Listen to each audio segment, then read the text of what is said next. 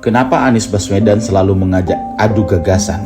Karena ia tahu Pak Jokowi adalah contoh sempurna bahwa memimpin tak cukup dengan niat baik. Niat baik tanpa gagasan akan membuat orang muda terhasut oleh pikirannya sendiri. Pikiran untuk membangun infrastruktur besar-besaran tanpa arah dan paradigma. Ini yang membuat Jokowi akhirnya terlilit oleh kesemrawutan kebijakannya sendiri. Ia kini dihantui betapa besarnya proyek mangkrak dan utang negara yang ia tinggalkan. Dan niat baik itu akhirnya berubah menjadi siasat buruk.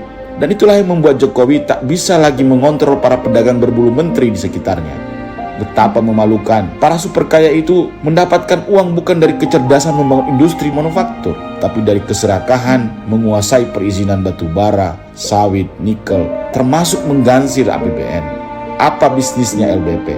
Sandiaga Uno, Erick Thohir, suami Puan Maharani, Prabowo, mereka semua adalah pengusaha di bidang sumber daya alam yang kekayaannya meningkat tajam di era Jokowi ini.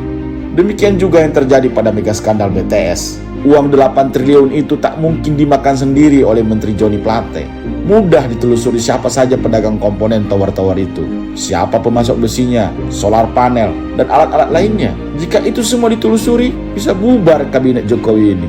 Itulah kenapa Anies Baswedan selalu mengajak adu gagasan. Sebab ia tahu calon presiden yang mengaku menjadi pewaris Jokowi adalah orang yang memegang bara api.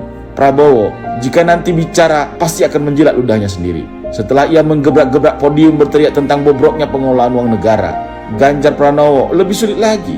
Ia terbelit oleh rebut-rebutan dua orang yang akhirnya saling ribut, pemilik dan petugas partai. Ganjar tak mungkin membela atau mengkritik rezim ini. Dengan kata lain, ancaman Jokowi sebenarnya bukanlah perubahan, tapi pertikaian dan pengkhianatan di antara mereka sendiri.